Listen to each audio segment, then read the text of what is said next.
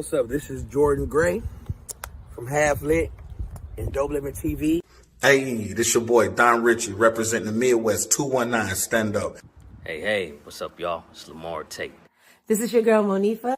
Hey, what up? It's your man, Dave Hollister from Blackstreet. You know what this is right here. This Trigger Trench in the building. Hey, what's up, y'all? This is your boy, Jason Weaver. And whenever I'm back home in the Chi, I'm checking out Dope Living TV. Hey, it's your girl, Adina Howard, and you're watching Dope Living TV, live with Greg Gray and the crew.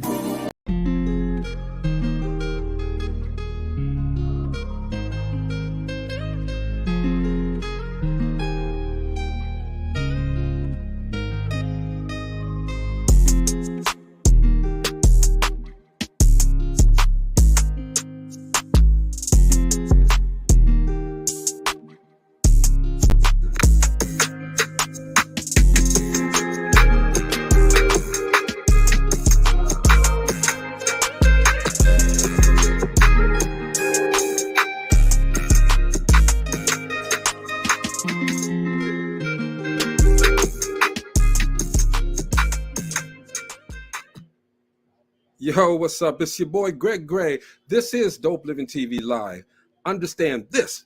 The views that are expressed on this Dope Living TV Live are not necessarily the views of Dope Living TV or its affiliates. Having said that, man, it is a beautiful day in our neighborhood, and we are here to spread the love. That's what we want to do. We want to spread the love to everybody out there, okay? We appreciate you guys for always tuning in to Dope Living TV. We're nothing. We're nothing without you. Hey, right off the bat, before we even introduce anybody, okay? Look, there's a show that's coming on somewhere down the line, okay? But they're taping right now. It's called That's Why I'm Here. It's with Mr. Jamie McGrone, and I'm telling you guys, you need to be there. September 18th, he's going to have live studio audience. We'll be able to sit there and participate. I'll be there. My crew will be there. Let's check out his trailer right quick. He's creating a platform for everyone to come and tell their story of how they turned tragedy into triumph. And everyone has a story to tell.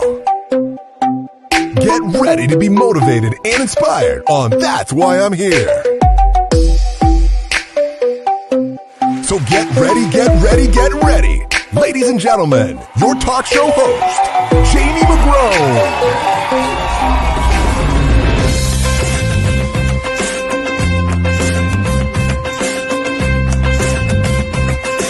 Hi, I'm Jamie McGrone from That's Why I'm Here.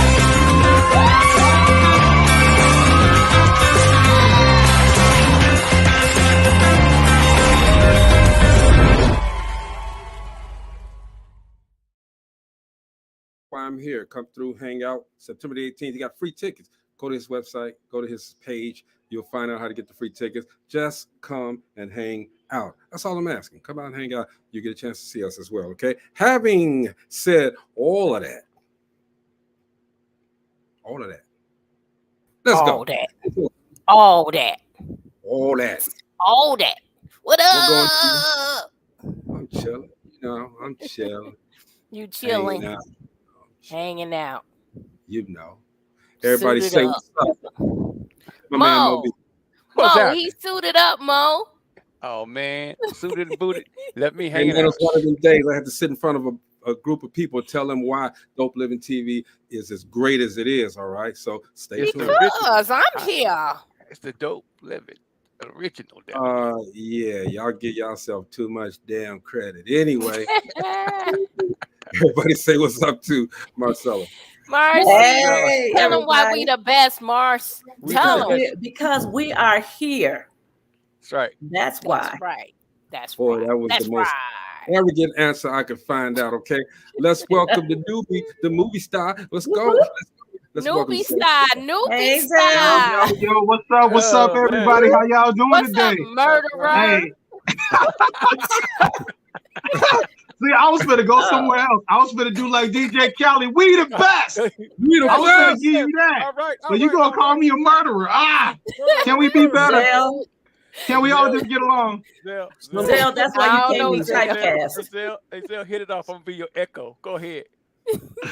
Go Hey, ahead. Sometimes you just have to Hey, first of all, I want to recognize G all G'd up. Greg, we see you, man. Right. Why you ain't tell me, man? I would have dressed up, man. That's what Hey, I man, told him. I'm trying to be like you in that black tuxedo with the red shirt with the bow tie. Don't front.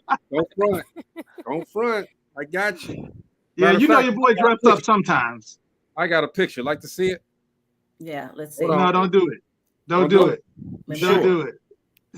Don't do it. It better not be that little boy that look lost. He's gonna do it.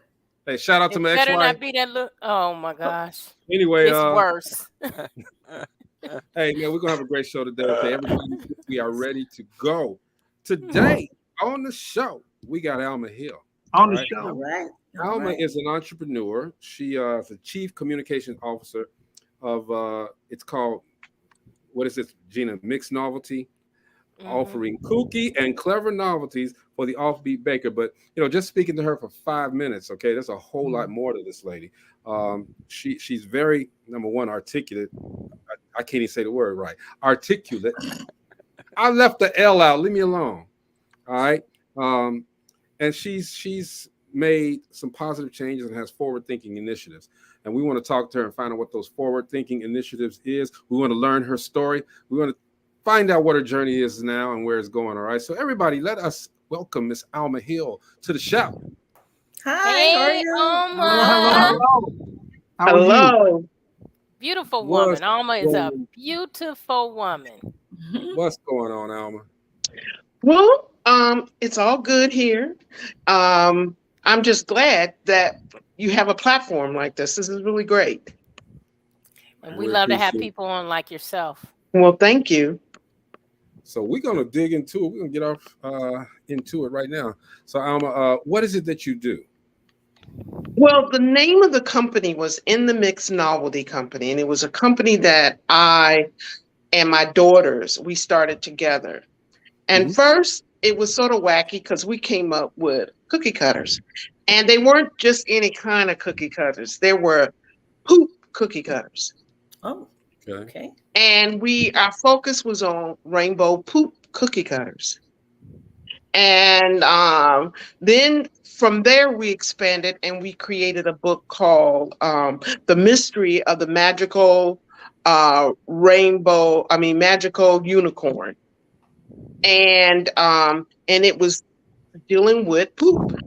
And our whole idea was the fact that to just sort of entice children that poop and not the smelly stuff is a fertilizer. And it had magical properties to, in fact, grow things. And I think a lot of kids don't understand that natural fertilizer has a lot of entities and, just the whole idea of the science behind it. And I was interested in that, but we didn't go too deep with it. We took the unicorn craze and we created a unicorn and a family.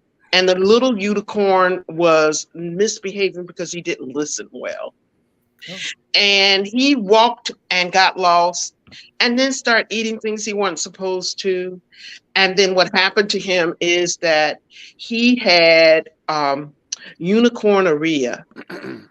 Unicornuria. Yep. Okay. Yeah. And which in fact turned into the magical unicorn poop. All right. And then the unicorn poop. Maurice, this is your wheelhouse right here, dude. I was letting Maurice know. Maurice, this is your wheelhouse right here, bro. Well, that was just an introduction, okay? It made people laugh.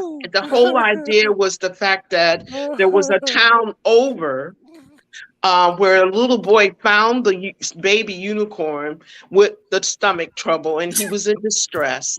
And he took him to the village, and guess what happened? Poop? He kept pooping, and he was able to regenerate the little boy's village, the farms. The farms became healthy and they start growing because we really need to have children. Right now the craze is the gardens and everybody's planting the gardens, but they don't know the genesis of. Yeah, go ahead. I said, forgive me. Okay, so no, you're supposed to laugh. That's what it's there for. Okay.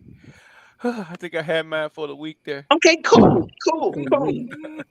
But the whole idea is that you get the families talking about fertilizer and natural fertilizer. You have to remember the synthetic fertilizer didn't come into play until after World War II.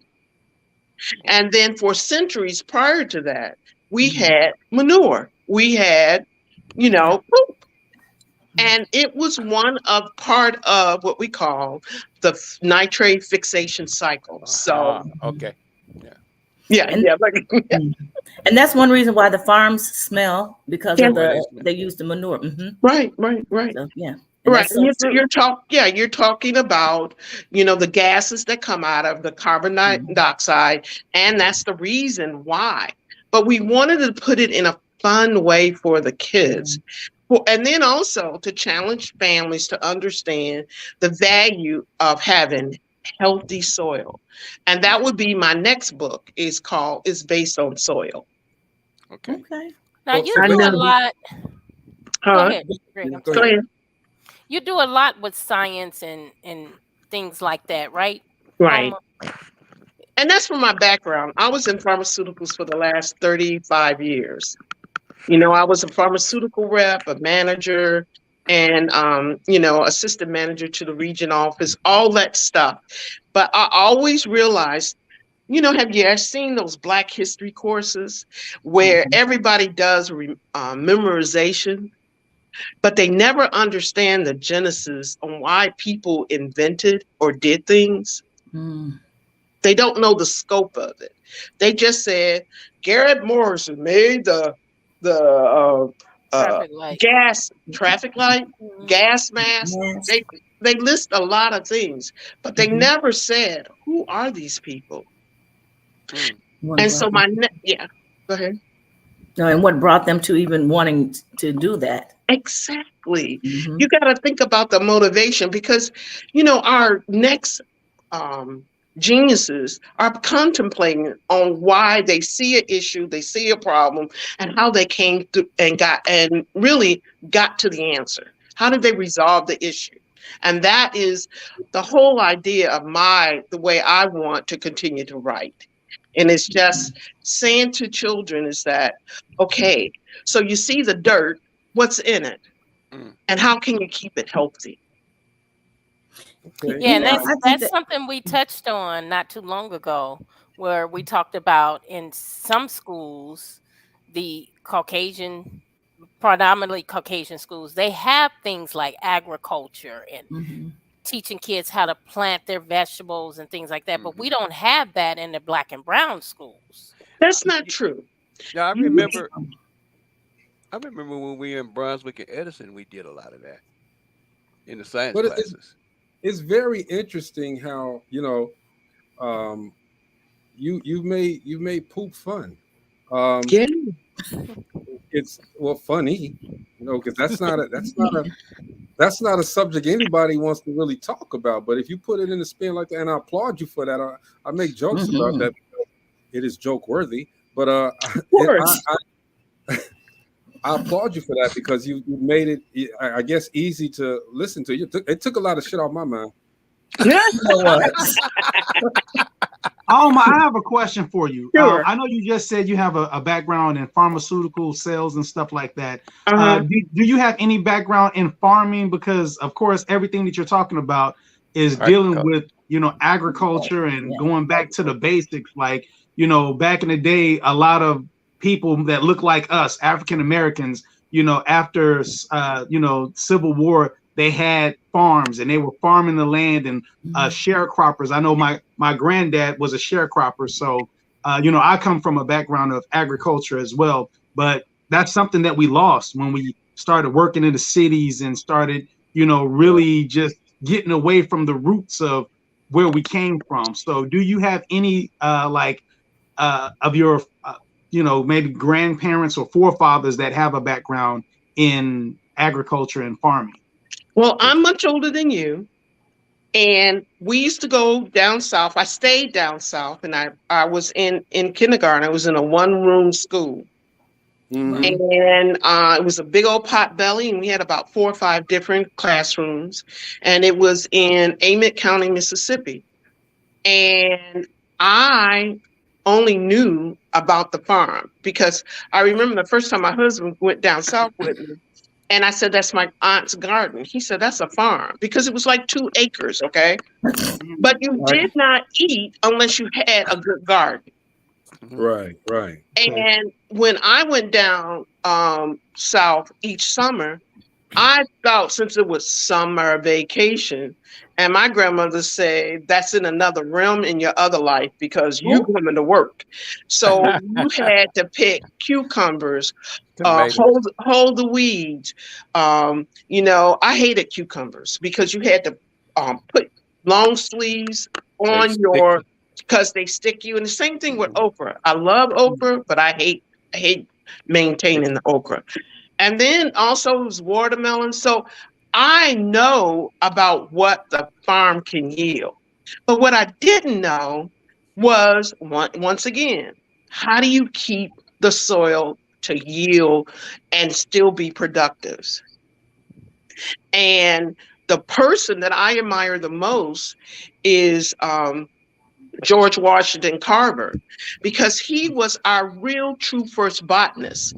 And I was about to have an opportunity to sit at Tuskegee and read his papers. And my goal is to still have an opportunity to do that. And I will tell you, for how he lived and what he's had to strive, because literally he got his master's degree sitting at University of Iowa, outside the room where the white people were, because they wouldn't allow Black people to sit in the room. Wow. And, you know, and the most important thing is, I'm on this, I don't know if you've seen it on Facebook, where they have Black farmers.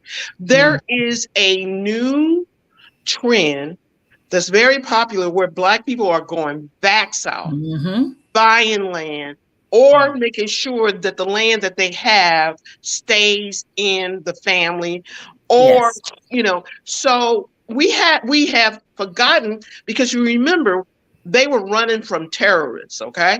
Basically. They had to run, and our thing was going straight up on the city of New Orleans until Roosevelt Road, you know. And currently you've got some Black schools who are farming, and some townships. In fact, the Thornton Township, you know, they're doing their harvesting right now, and that was a program the kids had the people had started. So it's there, but it's not predominant. And the key is, it's not just planting the seed in the ground, but being the agriculturists and the scientists with that. I have a friend that you guys need to come on. His name is Mr. Andrew Lee Ellis, and he has a program up in Milwaukee where literally he's taking boys off the streets and preventing them to going to jail, but they learn agriculture. He's done 4 scholarships of young Black men who are going to agricultural scholars, and they're not just being farmers, they're being agricultural engineers and understanding, and especially with the droughts and the climate change, when you think about all what that involves. But you guys will get a big kick out of him telling you his story on how he got started. We would definitely. What do you? I think this is so great. Like you said, with the drought, the climate control, almost every week hearing about recalls because of chemicals. You're hearing about illnesses because, even with the animals, and I know that's a little bit different than with planting. Oh no, they align with each other. They affect each other. Some of their manure, and then antibiotics that they're using with the animals, and even with the milk, how the babies are coming out, baby girls with breast, coming out of their mom's womb and things like that. And it's so interesting that you're starting the kids young to get an interest in agriculture and planting. And like you said, the science part of it, because that's what we need now. And I am part of a couple of, well, I'm not a farmer, but I am on the Facebook with some of these Black farmers, because these type of things I'm so interested in. And you like with the Amish, how they're living off the land and things of that nature, because the way everything is going in the world, we're going to really need that, because you're not going to be able to get the food without the chemicals and the pesticides, and it's killing us. It's really killing us. And we need to know how to do these things naturally, even if we don't have the space. Something that a lot of people are doing now are the container gardens. And you can still do that. Like say if you are in an apartment, you just have a balcony, you have a small patio or something of that nature. So. Yeah, you could do like the hydroponic type garden. Yes, that's another one. Yeah, that was a big push there in the early 2000s. I don't know whatever happened to that push. It's going strong. In fact, there are about 4 or 5 gardens. There are gardens for ex-offenders who sell their products to the major restaurants, and literally, they're providing produce to them. And so there are a lot of programs, and especially on the Lakeview, West Side areas of Chicago, that they're doing some remarkable things. So what I'm saying is that, I never like to say, what Black people aren't doing, because they continue to surprise me. Can you explain hydroponics for those that don't know? That's without dirt, planting without dirt, correct? Yeah, it's just a water system. You go ahead and you explain it, since you mentioned it. It's got nutrients in the water that circulate on the roots of the plants, and basically instead of having dirt and putting your nutrients in the dirt, it's circulating in the plants, under the plants in the root system, and that's the way they get fed and they grow. It's suspended. Right. Another thing, in Singapore, that's all they do. It's hydroponic. Wow. And it's on tops of large buildings, the high rises. I didn't know they did that in Singapore. Oh yeah, because they don't have a large land mass. Oh yeah. Okay, yeah. I think about it. So Alma, let me ask you this: why isn't we were always hearing, as Marcy just stated, about the pesticides and all of this stuff, the negative parts of agriculture and this and that, and how it's killing us. Okay, why aren't people knowing about the good parts of it, the things that are healthy, and the occupational opportunities for it? Why aren't people talking about that so much? Well, I just think it's just the same way. It's by education and communication. When we start talking to each other about what we're doing, we get really excited, because there's so many people who are doing wonderful things. Now, when it comes to pesticides and things like that, I think that the majority population understand that that's what they want to avoid. Now, people who are in food deserts, which I hate that term, they truly don't have choices. But if we educate them to say that you have the power to select how you want to eat, and you can do it on a budget too. Yeah. And we grew last year. We grew quite a bit of our stuff out of. Matter of fact, my wife made me buy her a greenhouse. And, nice! I'm envious. And so, I mean, the only thing I didn't like was the potatoes. We couldn't get them go. I remember in Indiana, though, when we were in Indiana, we grew potatoes in Indiana. It didn't take nothing but like 2 potatoes, and it was a bunch of potatoes after it. Potatoes can be really funny. And, potatoes are part of legumes, the peanuts, onions, all those things that have bulbs, and how their harvest is what is created under the ground. And they provide the kind of nutrients that's needed to refurbish the soil. And that is something that always we knew about. But who was it? Teddy Roosevelt considered Dr. Carver one of who saved the South in agriculture, because they had depleted the topsoil so poorly with cotton that they didn't rotate so he went in a wagon, place by place by place, educating people on how to save the white folks too. It had nothing to do with color issues. you know, but it was about food. And Teddy Roosevelt sent him a letter saying thank you for saving the South when it came to crops. Mm. I got a question. So I actually saw a special on ABC about a year ago about black farmers, about, you know, because, you know, they talk about how we need to go back to, you know, farming because there's not many, you know, African Americans that are in it. I guess they talked about the percentage was very low compared to how it once was. 2%.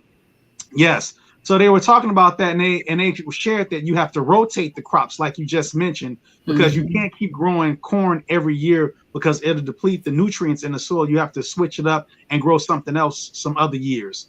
And they also talked about the subsidies that the governments pay to sometimes not grow certain crops or to grow certain crops in order to help the farmers out. So can you talk more about that? Well, the one I know is sort of limited. The one thing I realized, the politics is that you've got this fierce majority of people who don't want to see black farmers succeed. You know, they were owed money because they ignored them during the early years about those payments. And then when President Obama had it ready for them, the white farmers eventually, Joe Biden finished it up.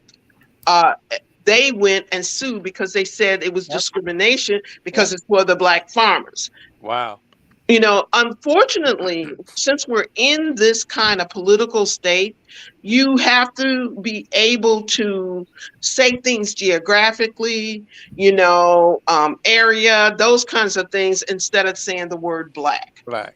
Okay. You know, but what is important now, we have to start looking at ourselves as taxpayers.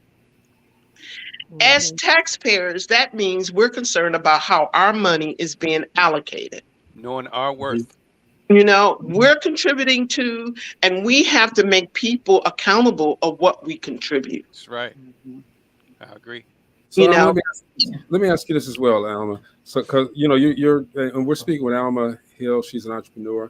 She has her own business. I wanted to know, as you're coming up, and you're learning all of this stuff, and you're giving us a great education, but what problems did you have coming up through the ranks trying to get your number one, your business, but trying to get the education that you have right now? Were there any bad moments for you? Well, it's been quite a few. I think the most important thing that I had to remember is, you know, things keep evolving and very quickly. If it wasn't for my oldest daughter teaching me about social media, I would never know any of this stuff. If it wasn't for the fact that I had retired 2012, my company, you remember Hurricane Sandy? Okay. Our company was supposed to have a teleconference, you know, throughout the whole, and I worked for the neuroscience division. And we sold antipsychotics. And so what happened was, on that Monday, they canceled our teleconference and sent us an email saying, your job is gone. Okay. Who does that? Huh. They do. But what was good for me, I was in a situation that I had my 27 years plus my age, and I qualified to retire. Within 3 months of me retiring in 2013, on March the 3rd, my mother had a massive aortic aneurysm. And an aneurysm is where the blood vessels in the back of his heart explode. You know, they can seep, leak, or just burst. Mama did a combination of both. Wow. And so we lived in Harvey, where my mom lived. I didn't. I was living in Matson, and she lived in Harvey. And they had an old house, and my father had died a year prior. And so it was my sister, my niece, and my mother. And honestly, I needed to get them out of Harvey. So we were able to go to Country Club Hills in a townhome, which we made really nice and rehab. But that took 4 months out of my life. of just going back and forth to the hospital, making sure she's okay. You know, the uptake that you have for your parent. Yeah. Mm-hmm. Yeah. Yeah. Then after that, my in February 4, 2019, my sister left the house. I said goodbye to, because we never let my mother spend the night alone. Mm-hmm. And so I was there on Mondays, Tuesdays, and sometimes Wednesday. My daughter was there sometimes Wednesday, Thursday, and Friday, because she lived 3 doors down. Mm-hmm. And then around 11 o'clock, I get a bang, bang, bang on the door. And it's 5 Illinois State policemen. And I kept asking them, what do they want? And they asked me, did I have a sister? Blah, blah, blah. And I answered all their questions. And they said that my sister's been in an incident. And she's been not an accident. Yeah, we thought it was an accident, but it wasn't. It was murder. Wow. My sister was driving to Chicago, through on the expressway around 161st, 63rd, and she was shot randomly in the back multiple times in her head and was killed. Jesus. And my sister was named Tamara Clayton. And in fact, of course, her daughter, it was like, I had to make all those phone calls. Lord have mercy. And what happened was that in March, after things settled down, I said I couldn't rest. My spirit wouldn't let me. So I knew a few people. I talked to Michael Hastings. I talked to a couple of other people. But the sky opened up when I spoke with Thaddeus Jones, State Representative Thaddeus Jones. And I walked into his office and I asked him, is there anything you're doing in your legislature? Because there were no cameras. We found out those were weather cameras, or they weren't turned on automatically constantly. They didn't record, so we knew nothing of what had happened to my sister. Mm. And then by March, Representative Jones had found out he had a bill in legislation, and he wanted to use my sister's name, and it became the Tamara Clayton Expressway Camera Act. Mm. So I'm looking at it right now. Yeah. Yeah. And I know I saw and I talked to Alma almost every day, and I know how diligent she was on getting this passed. And she ran into some roadblocks, but her and her niece would not stop until it was done. Mm. Well, also, it was just God lining things up, because this wasn't the first time. There had been almost 21 fatalities based on shootings on the expressway. Yeah. And it was over 3 or 4 years, though. And one guy had walked into State Representative Jones's office, and he had been shot at, but not injured. So I have to say they were so supportive. I didn't get because it passed the House of Representatives with no nays. And see, what happened was that IDOT was complaining and did not want to use the funding for that. Mm. But there was a law that was passed where it was the Road Law Act, and where they had to use funding for protection and safety. So in July of 2019, Pritzker signed the bill and it was in place. But then guess what happened? COVID. Mm. But the shootings kept going. Yeah. And because in 19, 20, and 21, and I was getting very downhearted and really angry, because he had already funded just for $500,000 as the exploratory program. Okay, and then what happened was in February of 2021, I think that's what happened, was that they got $12 million to fund it.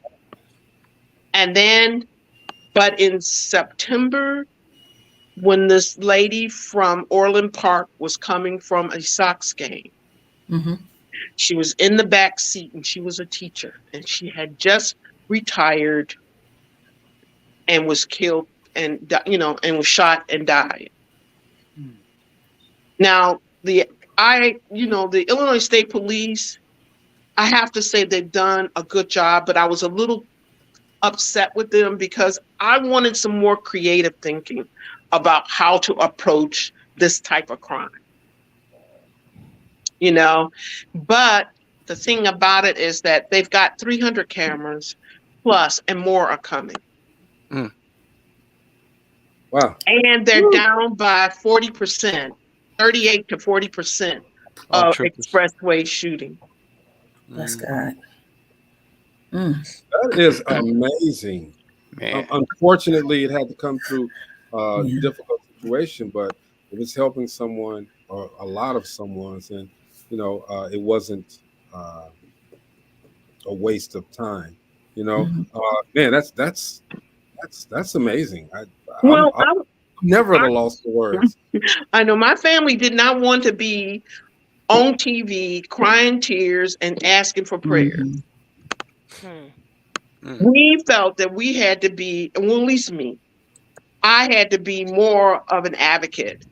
And I remember going on WVON and the comments that were, oh, that's being a snitch, that's being this. And I felt so sad. Being a snitch. The cameras. Yeah. And I felt so sad that I said, and then that made me realize why other groups might not respect us that much. We scream, we holler, but do we come up with solutions on how to manage the crime?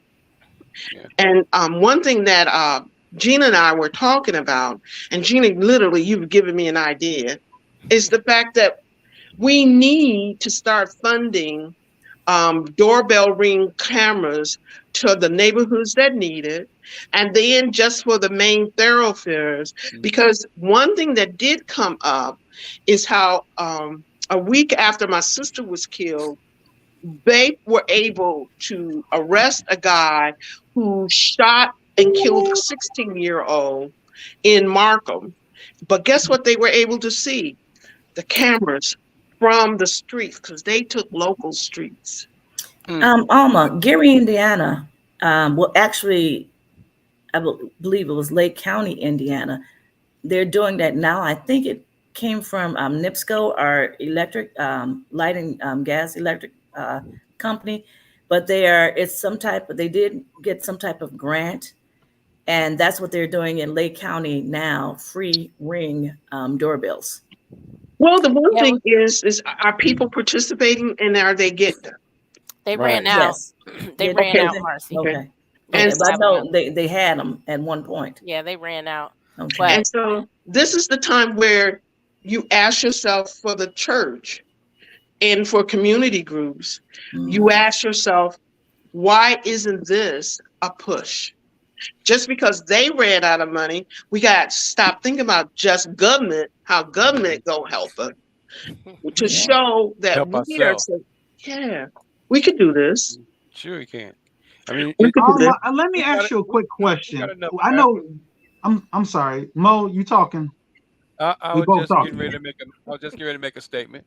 Go ahead. I'm sorry. Go ahead, brother. We have enough actors and athletes and enough millionaires to take this on with no problem. I mean, no, I disagree with you so wholeheartedly, because I feel that if you don't think you're a taxpayer, if you don't think you're a citizen of your community, then you can't. You're always asking outwardly instead of looking within yourself to see what you can do.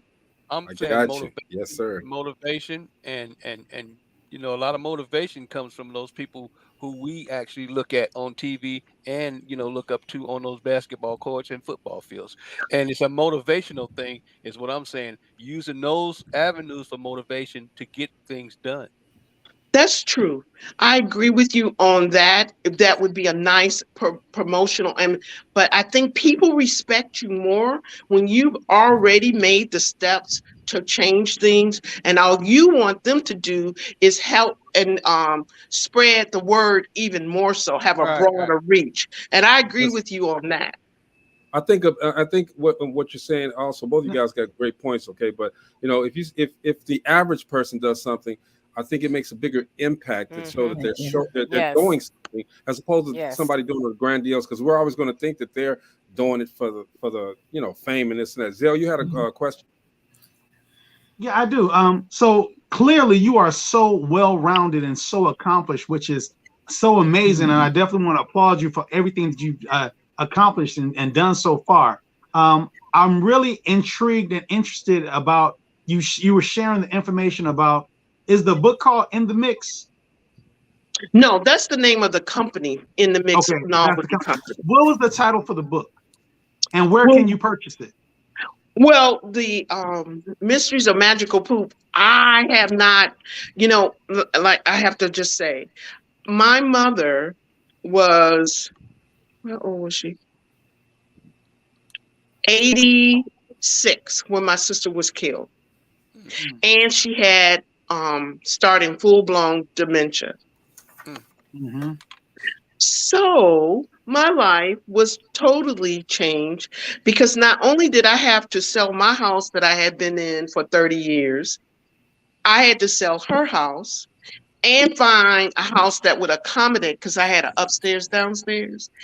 And I will just tell you that it was challenging taking care of mother whose health was deteriorating. Remember, she had the aorta aneurysm, and she still suffers from, because one thing I would like to, this is my little medical plug. When you have a cardiovascular event, it could be severe hypertension, it could be an MI, or, you know, a heart attack, or it could be just a ischemic episode. That will also push that person into some form of dementia quicker and earlier than what they anticipated. Say that again. Say that again. Ischemic cardiovascular disease will, because with stroke, aneurysms, or hypertension, all of those things, they affect heart disease, will in fact increase your risk of going into some form of dementia. Wow.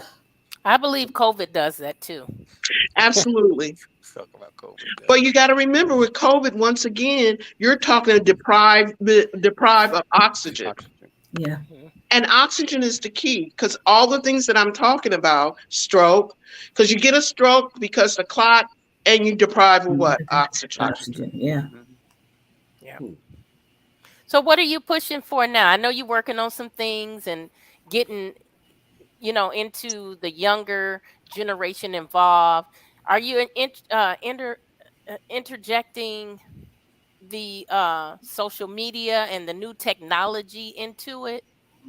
I plan to go back to it. I had a great opportunity at every around Martin Luther King weekend. I was invited twice to the Georgia Tech STEM program. And that was such a great, awesome. That's a great program. And I was ready to teach a class, and I was so excited. Me teach a Czech class at Georgia Tech, okay? So I was just thrilled. And then COVID. Yes. COVID messed up everything. But we gonna get some boxing gloves for COVID. Well, you know, I'm just and glad it's not gone. I know we don't talk about it as much, but it's still here. Well, it's going to be the flu. It's just a different type of flu. That's what it's going to be. That's all it's ever been. You're right. But the problem that, you know, here are my goals for the next 6 months. I sent Gina a picture of my book cover, you know, and did they get a chance to see it? No, not yet. Okay. And my second book is about Bunches. And Bunches is a young girl who is on the lives in the lake. What is it? Lakeview, you know, it's right off Roosevelt Road, that area over there. And it's a great area. It used to be such a great area.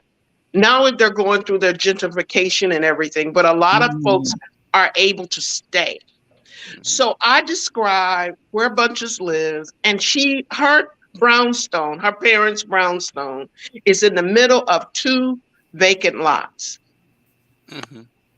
And there's waste, there's, trash, everything. And she's complaining how dirty it is. But her grandmother always had a garden in the back of their yard. And the key is her going through the process of turning those vacant lots into a garden. Mm-hmm. Wow. But she has to learn how to create healthy soil. How about that? First. Yeah. And you know what's so crazy about that? I think, and we were talking about this, I think we touched on it the other day when we were talking about how healthy the soil is in Gary. You know, the soil is so healthy in Gary. We was talking about you can spit a watermelon seed in the ground and, it'll grow. It's really, really healthy soil. And that's through all the Midwest. Seriously. I used to, growing up, my grandmother's whole backyard was a garden with like collard greens, corn and all. And she used to go back there and turn over the soil. And then she would put like newspapers and wet them.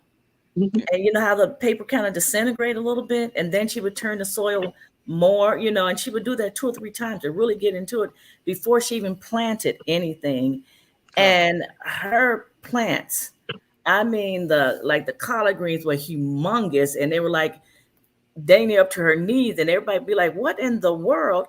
But she always talked about you have to get your soil right first. And right. That's the old school, what a lot of people that came she was from Mississippi. Bring it up here. My father, and as Alma was talking about her trips down south to Mississippi, okay, she loved going down to I hated it, okay. I hated it. We went down there. I hated it too. Every single year. I didn't particularly care to go down south, but I was in a safer place because my mother and father had to work. And my mother and father did that from the time that I was 2 years old up. And that was the reason why they were able to save up for their down payment for their home in Harvey. When I was in Harvey, you could keep the doors open all night long and no one would bother you. You could do, huh? I says I have people in Harvey too. What's their last name? Morris. Who? Morris. I know some Morris. I thought he said horse. No, Morris. Morris. Greg. I thought he said horse. All right. But my first day in Harvey, Illinois, and Zell, I don't even know if we told you this. I know. Yeah, we were coming to go and check out the studio, that little cable station, and we made a wrong turn. We was actually around the block, but it was a wrong turn, and there was a dead body in the street. Okay, I'm not surprised. The very first day we went up there, and I was like, dude, forget about that. Going back to Gary. Is this what we really want to do? I mean, what year was that? That was what, mid 90s, early 90s? Yeah. Yes. Yeah. It was. Zell was in the middle of the street with a white sheet over it, and there was. As a matter of fact, it was only one little police car in a corner over there too. That's it. No tape, no nothing. We driving down the street, and all we see anyway. I'm getting way off subject. Okay, I was just saying in relation to what Alma was saying. Okay, with the Mississippi thing, but we went down there, and my grandfather had huge. He had about 40, 50 acres of land, and he couldn't wait till me and my 5 brothers came down to we were farmers, okay? But I learned Come I on learned how over to here, boy. drive. I And got that something was for you to and do. that was when it was Mississippi hot. It wasn't just hot. It was Mississippi hot. Lean on It a was, brother hot.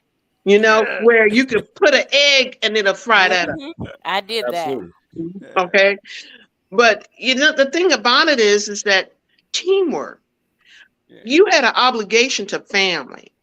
And one of my pet peeves is hearing Black folks say, why can't we get together? And I have to turn that question around and say, how have you instructed young people on how to work together? What are you doing as the example? I'll say it for women. Women, they have to make sure with their daughters that they're not talking about another person, gossiping on another person. If you say you want true sisterhood, you have to be the example. Be the change you want to see. Exactly. But you got to understand, we don't have ministers challenging their congregation like that. We don't have anyone in authority currently who are saying that we have to work together. I used to dream of a minister that would stand up and say, I want to know all the C and D students. You don't have to say them out loud, and meet me over in the corner. Because I'm going to give $100 to each child who can bring that C to a B or D to a C. Because in the Black church, what do they honor? The little geniuses, the little cutesies. They do everything for them and don't know how to pull up the people who struggle a little bit. Say it again. Say that. They really don't. Well, But here's the book here. Bunches and her friends create a community garden. Okay. Yeah. I want to see the kooky cover. Oh, that's the other book. I forgot to send you that one, Gina. That is cool. Growing a garden is so hard. My wife grew a garden last year, and we couldn't keep the bugs and the wildlife out of the garden. The strawberries had little bite marks on it. We had bugs all over the place. It was like just sprayed with soapy water. We tried that. The bugs kept coming back. My wife didn't even do it this year. She was so disappointed because the bugs kept eating it and the doggone rabbits kept jumping in there and eating all the food. Well, you're supposed to fence it, okay? Because we did. They jumped over the fence. You didn't have it higher. You didn't have it high enough. We had clearly, but what about for the bugs? They have these garden covers now. They do. Garden covers. Right, because you can start off with the garden cover. It's like a gauze, and it's real small microfibers. And then as long as it streams in light, and that you could even water through the netting. Secondly, you got to you either build a vegetable bed, and you can bring it up higher or lower. And if you don't want to do that, what you do is you do a gate, and you have the whole section out where it's like at least 5 foot. And you use barbed wire. You got to use the little, the egg-shaped wire. Yes, You got to make sure that's defined, and then you plant marigolds. I'm gonna take notes. Y'all keep talking. I'm taking notes over here. Right. So marigolds keep them away. The pest marigolds, but there's also another secret. You're going to do what they call companion plants. Okay. So just say you have collards. What's a companion plant for the collards? Onions, cucumber, rosemary, cucumbers, and also basil. Guess what? It smells. They don't like that. Basil. We use spearmint. That's good too, but I don't like spearmint because it is treacherous. It will grow everywhere. Can't kill it. It's hard to kill. That's why I didn't want to introduce it. I mean, you could cut it with weed, and if you cut it with exactly, get the roots. Cut it with anything, it's all over the place. So you would do. I go with the herbs, like I did a what they call a leaf balm or lemon balm plant, and it's real pungent. very pungent. So what you want to do is there's a couple of YouTube videos, and you ask is how you ask the questions. What are the companion plants for tomatoes? What are the companion plants for, you know, collards and you know, because right now I even grew some arugula, and I was so shocked. I was so proud of myself. Another thing you could do slowly is that they have these arrow gardens or any kind of things that you can grow inside. So you start in February, and you get your plant light, and you start doing your small planters, or, you know, your starters. And then that's how then you plant it. So you don't have to spend a lot of money in the you know, in the garden shop, because you could do that yourself. So you just start it out in the house and then take it outside. And just replant it. Right. You know. Okay. But the most important thing, go ahead, I'm sorry. I was just going to say, you know what I find so interesting is that, you know, you're explaining this to us as adults, but you also explain it to the kids in a language that they understand, all right, which is so remarkable. I think that's a wonderful thing. And I think a lot of kids I need to get that book so that I can take it when I do my speaking. Well, I'm not ready for the one with the for bunches, but I will be it, because you guys are motivating me to complete it. The one thing I want to do, I had a lady who I used to get my manure from, and her name was Emily, and she was a forester, and she worked for Will County, and she has a farm called the Poopy Doo Farm, and she created Mama's Magical Poop. And what she did was she took livestock. It was horse, it was sheep, geese, chicken, and lamb, you know, and goats. And what she did was she cultivated her manure. Her manure is some of the best stuff that's out here. Best. Wait, hold on. Wait a minute. No, not too, Marcella. Wait a minute. Hold on. You grade the poop? She cultured the poop. I'm telling you, she making poop. You think differently about poop. Right. See, the one thing you have to do is that if you can't do fresh poop into the farm or the soil, because it has the active microorganisms that go against it. So what you want to do is sort of dry it, and you want to cultivate. Some of her piles were a year, 2, 3, or 4 years. And so she rotates that, and she would go to the farmer's market and sell the poop. Man. And it's a market for poop. I'm gonna hold on to mine now, okay? Because I'm selling. Not human. Human is not the best. I know you saw.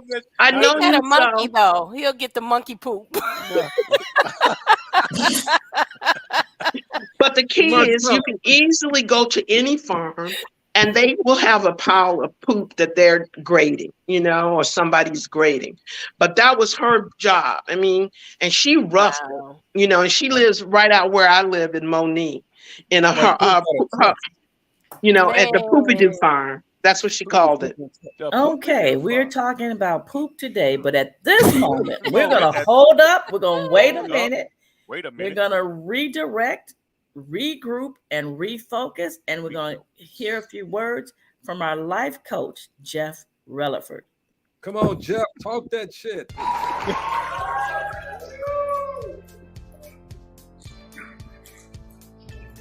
Hey, Life Coach Jeff coming to you to give you a very quick reminder to understand and know why people are in your life.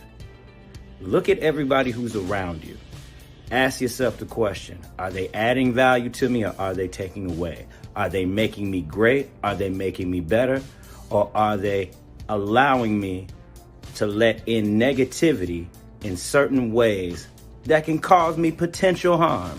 And what I mean by potential harm is just throwing you off of your game, taking you off the course from you actually achieving what it is you said that you want to achieve. Analyze the people you have around you. They say we emulate the top 5 people that we are around the majority of our lives. There it is. Life Coach Jeff coming to you. Remember, redirect, regroup, refocus. Dope Living TV Live. I love y'all. Peace out.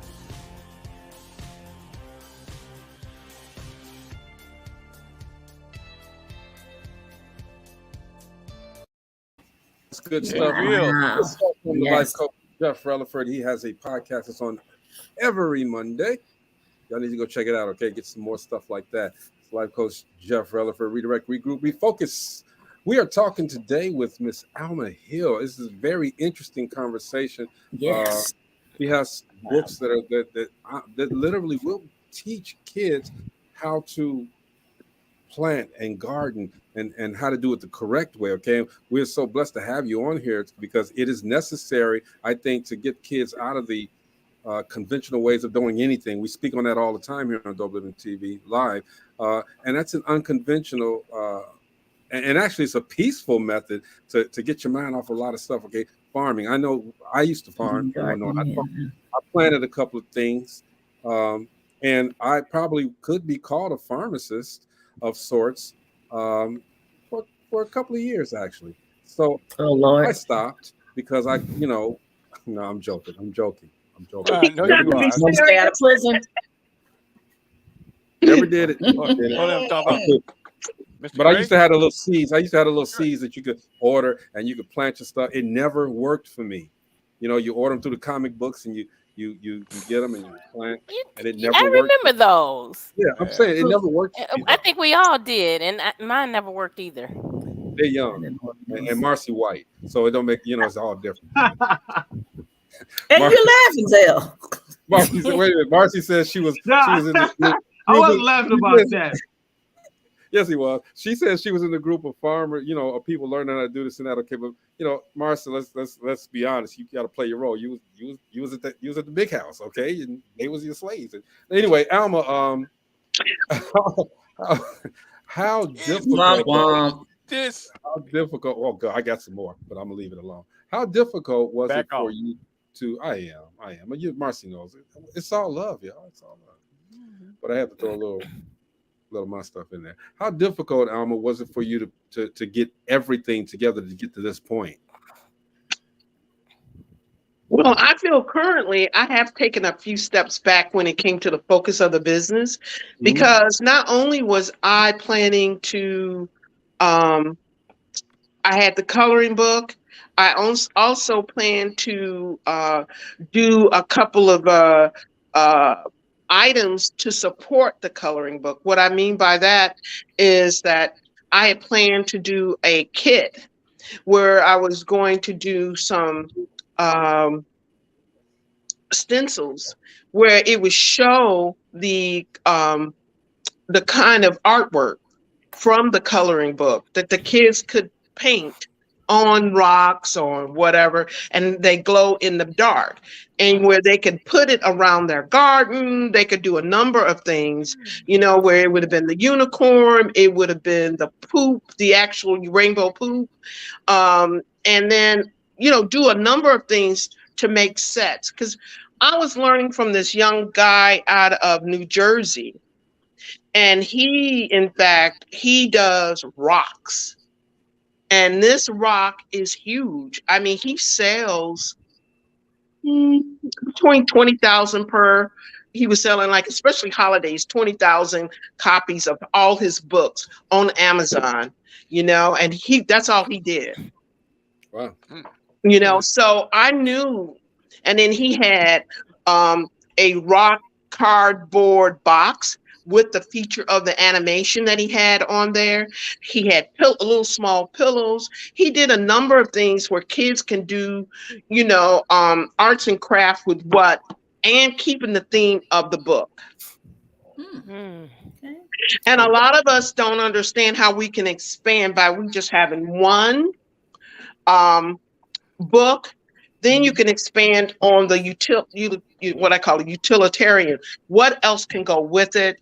How much you can bundle? What can you do? And I learned that by going to different conferences all over the country about how how they market and how they create their business. And honestly, it was about to go this way, but I'm not going to stop, because I really feel I love the coloring book. I love the unicorn poop and all that stuff. But I think I need to finish this book, because if I can have it finished before the spring and it to come out, say February or March, then I would have more of an opportunity, because I was at a Christian publishers, and there were Christian publishers and then regular publishers, and they were looking for Black authors or whoever, minority or diverse authors. And I had people who were interested in that, in bunches. And I'm just go ahead. No, I was just going to say, here at our home, we don't use the terms was going to. We use the terms I am doing. Yeah, you're right. Yeah, we don't speak in the negative. We don't speak about what we could have or we want to do. We do it. We just make it, we speak it into existence, as opposed to saying, well, I was going to do, and I'm not slighting you in any way, because no. I got thick skin, and I don't have a problem with the fact that's why I came on, because I love to be motivated. I love to say, like, be centered and refocus. That's not a problem for me. Remember, I've been in sales for 36 years. I understand about motivation, your focus, what your plan is, how you're gonna execute it. I'm just thinking that way, and I'm just sort of talking out loud with you guys. Well, we appreciate you sharing that with us. I want to share poop with you guys. Magical unicorn poop. Wow. The reason why I was laughing so hard earlier, my grandson, I used to have him laughing because it was like a unicorn thing going around with all the babies at that point. It was. Yeah, and we used to do ice cream, and I call it unicorn poop. Okay, Gina. He used to get such a kick out of it, and when you started talking about it, it took me back to that and started laughing. That's the reason why I was laughing so hard. Yeah. But you had something special with the book, though, Alma. I used to have the unicorn of the poop pillow, and I would also put the the cookie cutters with the unicorn, and it was like a total nice present for grannies and the whole all of it together. Wasn't there an app? Oh yeah, I have a coloring book app. A poop app? Of the coloring book, the actual coloring book. Here's another thing. I had gone to a conference and met this wonderful IT person who was going to help me put the coloring book, the app, on iPhone. I had it on Google. I had it on the Android, but I didn't have it on iPhone. And so many people have iPhones, and so I had finally found the solution to that. My nephew is the person who lives in Gary, and he's the IT guy, and he has his own group. His wife, who's my niece, they have a series of books. And he did all my, he didn't do my graphics for internal, but he did some of my things for me. But I had found a big time advertising person who was down on her luck a little bit. And I was able to negotiate with him for them to draw out everything I needed for the coloring book. So that really worked out. And so what I wanted to do, I was going to say, now you can have a whole poopology. Probably so. But I'm going to wait until I have a strategy of what I want to do. I want to have a bunches 1 and bunches 2, and bunches 2 will introduce Dr. George Washington Carver, and to talk about who he was, and for her, because she's a nosy Rosie. Yeah. She's 10 years old, and she does not like people using baby words. So you're basically going to capitalize on. You can't use poop. On that. on a young lady on bunches. Bunches, yeah. Man, this is awesome. We're talking with Alma Hill. Man, this is learn a lot. way when I said future thinking, Yes. truly future thinking, forward thinking. I was not expecting this. I'm telling you, poop is going to be a different look. It's going to be a different look. Yeah. I like to say, call it fertilizer. And you know, so that some parents, they're so busy going, but I know the kids like poop. So yeah, that'll hold their attention. Yeah. Just to say the word poop. And laugh and giggle. Play on word, not play on word, but that is the beautiful thing about it. You know, kids do understand poop when you say it. Okay, I hear it all the time. Mommy, I got to poop, and I'm serious. Okay, you pooped. It's something that they understand, and once you get it to them, okay, and it's starting young too, and that's the beautiful part. It's starting young, and these guys are being trained to not necessarily say poop, but they're being trained about the, I guess, poop properties and how poop can. I'm tired of saying poop.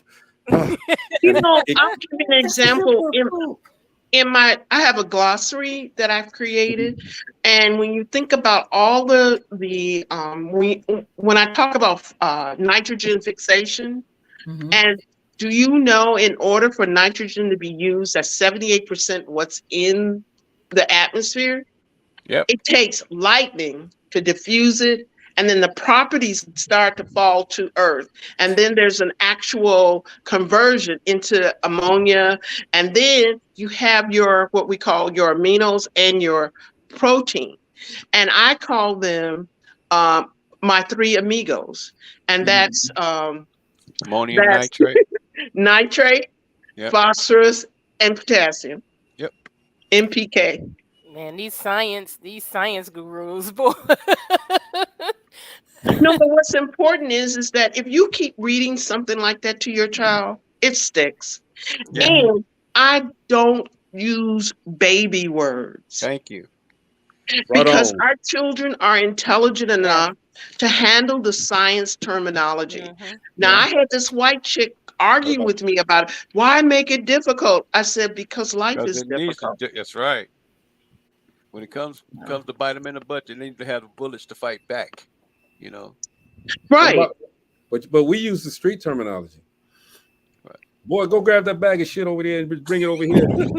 Well, Alma, let me ask you this question. What would you say are the benefits of the teachings or lessons that will be in your book? I think the biggest benefit is the fact that this young girl is empowering herself to create a community where her block can benefit. And also empower herself on words, because she loves words. She loves to say the word botany and then had to find out what the botanist does. She loves to have terminology that I said when we mention a protein or fungus, and I call them fungi, and it's spelled F-U-G-U-Y. No, F-U-N-G-U-Y. Fungi. G-U-Y. Okay. Alma, you are brilliant. You are brilliant. The play on words, yeah. She is. You know, and it's important to teach kids at an early age about chemistry and for them to get excited about it. My daughter came home yesterday just because my daughter goes to Creek-Money High School, and she came home and she's like, "Daddy, I'm in an AP chemistry class. Let me show you what we're going to be learning this year." So we went through her syllabus on things that she's going to learn, and I was excited for it. And I'm like, you guys are going to go through all of these things, and they're going to be doing so much reading that it was like up to 200,000 word book. So they have all of these terminologies, all of these words they have to learn, lessons, journals that they have to read. And she was excited about it because, science is fun. And It And is. if you can get them excited at an earlier age, then they won't say, well, chemistry or science is for boys, not for girls. And, that's something for other people and not for me, or it's for nerds and not for me. So if we can get kids excited about learning at an early age, then the hope is that they'll carry that for a lifetime. And who knows, the key is to change the world. And I always tell kids, leave the world in a better place than you found it. So if Right, we get them exactly. And excited that's now, they part, can do that. and that's really part of my whole environmental ecology kind of approach to things, because it's really important, like you just mentioned, like she's going to be learning all the the chemistry and the whole chart, and with the compounds, guess what? Iron is in there, nitrogen is in there, all the things. And here's what how I know that how I learned, how I taught my daughter is by actual hands-on. So if you're going to say, we want to make sure that there's good iron in the soil, we want to make sure there's good nitrogen, because when they're nitrogen depleted, you see the brown part that comes around the leaves. You have to also look at teaching children how to apply what they learn, because that's why kids are bored, because it means nothing. Absolutely. They have a lot of experiments that they'll be doing in chemistry class. So she's excited about that as well, because then it's really hands-on. So she's this is going to be something to, and I'm always encouraging it. I'm always encouraging her learning and her being inquisitive about wanting to know more.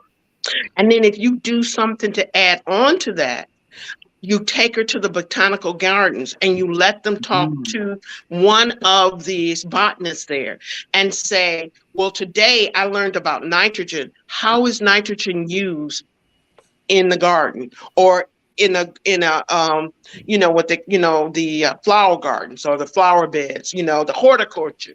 How are all those things used? And I have always thought that it was really important to have hands-on, because some kids are tactile, and I know Gina knows that with her years of being a instructor or teacher. And it's really important that we, since they want to ban books, let's create the books that we want our children to read. Exactly. Well, not to mention, we're guaranteeing the truth in them too. And you know what? When we're talking about, with the plants and things of that nature, that can fall over also talking about our bodies and how the plants that are here and that are good for our bodies and staying healthy. So that can be a twofold transition. Yes, definitely. This has been a great conversation, man. It's a different arena. A whole different Very arena. different. And you don't think about it the way Alma brought it. Right. I ran away from science. It was not interesting to did. me at all. Me neither. But if you think about what what it can help us with and what it can do for us, and not just us, but the environment as well, it's really huge. And if we teach our children that we are the people who God gave us to manage and preserve the earth. And I don't think that we really put that message out there. I mean, because there's scripture to that, and there's also just a whole idea that we've got to get in our head because they're talking in 80 years, what they call the zombie ice is going to all be melted. Yeah. What's so crazy about that, mentioning that, I remember looking at an article today, what they're talking about, they done dug up out of the ice, as far as viruses and other stuff that was frozen, that we don't know once this ice melts, what's going to be released. Yeah. So, and the water, not to mention the water drying up, and not just drying up, it's flooding, direct opposite, too much water. Right. They said by 1985, it'll be the sea level will be up 10 inches. You talking about 2085? 2085. 2080. Oh, okay. Now that seems far away, but not. You think about what they were talking about, the 2 or 3 degrees that we have now back in the 90s, and it's actually more. You know, that we have that we increase the the warming of the earth. A lot of people It's don't know those. accelerating. It's accelerating. It's actually Yeah. faster than they thought it was. Yep. So that's the reason why we had the seas getting higher, and we have Well, more water. the most important thing that we can do with all of what we mentioned, guess what? We need to once again say to our young people, when they take out the $7,000 off your paycheck, when they're given, where the tax come from, you are a citizen that can demand things that for change. And you don't worry about personalities, you concern yourself on policies. Right. What are the policies that will keep the earth safe and you safe? Yes. All of those sciences, you think about all of those sciences, what they're talking about, the what the cows are actually contributing to global warming, Oh, the methane gas? The methane gas. And I personally think it's a small amount and it's natural, for us to have methane in the air. And, they're trying to lump it all together. Some political people are trying to lump it all together, say, oh, that's natural, that we have, all the gases coming from the cow is, it's not just cows. It's stuff that we're running in the air right now. Cars and fossil fuels. Fossil fuels, there we go. But I think what's important is that it's good to write books. It's good to be an advocate of the system, but it's the doing. It's the action. And because my husband gets a little irritated with me, and I said, well, what are you doing? He said, whatever you want me to do. Happy wife, happy life. That's right. Well, I'll just say, for instance, I'm the one who would go out and say, let's go paint homes in Algill Gardens. Let's go do this because, I got to save the world. And he just said, okay, let's do it. That's right. That's right. I'm a member of the keep you club. I happy. know. Gotta do it. Hey, look, we here at Dope Living TV Live, our purpose is to inspire, educate, and inform, and we have truly done that today on a level that, again, I didn't expect. Okay, shout out to everybody who tuned in today. ML Underwood, Gina, of course, you on here too. Jeff, Ron, Brenda, everybody that tunes in. I hope you guys enjoyed today's show. This was a classroom today that we had. All right, Alma, I want to thank you for coming on and hanging out with us. Thank you for having me. So much knowledge. Alma, whenever you want to come, Yes. you ever want to come talk some more, come on through. All right. When I have the book ready, I'm gonna be on. Oh yeah. All right. You definitely got a spot. I'm gonna save that spot for you. That one right there. Thank you. Thank you. Hey, Thank Alma, you. When we close the show, we normally let everybody say their final words, okay? And we give you, our guests, the opportunity to go first. Well, I thank you for the opportunity. I thank you for really inspiring me to move forward. And it's just such a nice venue, what you've established, and I really appreciate it. Thank you. Appreciate that. Zell, what you got, bro? All right. Based on everything that was shared by everyone today, I just like to sum it all up and tell everyone out there to dare to be the hero or shero of your own story. Absolutely. Marcella. When you see things out in your community that need to be done or can be done better, be a part of the solution. Cool. Mo, what you got, bro? Man, I'm just so glad that you came on tonight. I did not mean to crack up as much as I did, but I did. It was funny. It was funny. And you did exactly what you said you were going to do. You made me laugh, which is a good thing. All right, sis. I appreciate you a whole lot. I'm looking forward to having another show with you. Gina. Stop pooping. You over there doing magical rainbow poop? Oh, I couldn't resist. You are so funny, Jeannie. Shame on you. As long as we don't get to this one right here.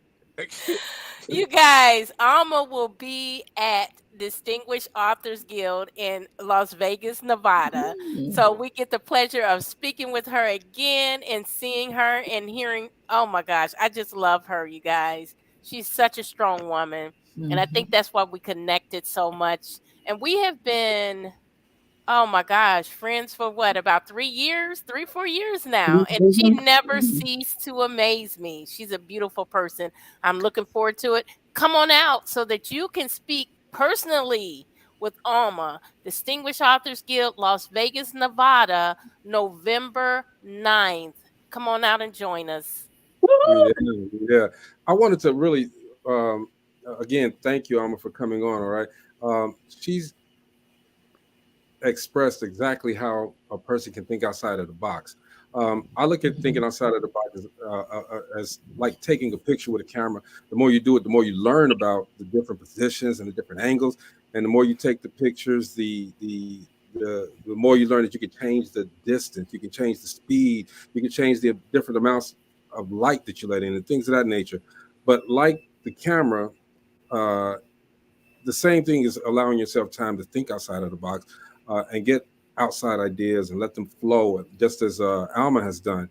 So I encourage everybody to think outside the box if possible. Think sometimes if there is no box, and aim high, because to think outside of a box is the first thing you need to know is what you and others are thinking inside the box. Then you can go move out and do great things as Alma's doing. Okay, Alma, we appreciate you for hanging out with us. Yes. Thank you. Awesome. And don't Thank forget, you so much. this is actually Alma's story is one that needs to be on Jamie's show. Okay, let's run this promo one more time. Okay, but this is something that needs to be there. Okay, so I mean that couch gonna be crowded, man. Zell and all the rest of this gonna be crowded. Okay. Let's just check the promo. He's creating a platform for everyone to come and tell their story of how they turned tragedy into triumph. And everyone has a story to tell. Get ready to be motivated and inspired on That's Why I'm Here. So get ready, get ready, get ready. Ladies and gentlemen, your talk show host, Jamie McGrone.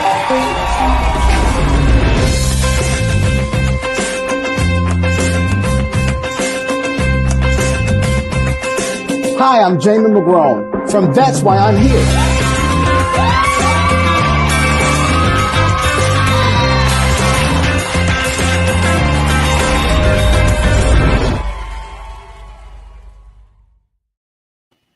That's why I'm here. September 18th, live taping. Everybody come out. Look on his page. He'll tell you how to get free tickets to come and be a part of the studio audience. Everybody, that's Dope Living TV Live today. Okay, let's have a poopy day. All right? Peace. We'll see you guys. Peace. Bye.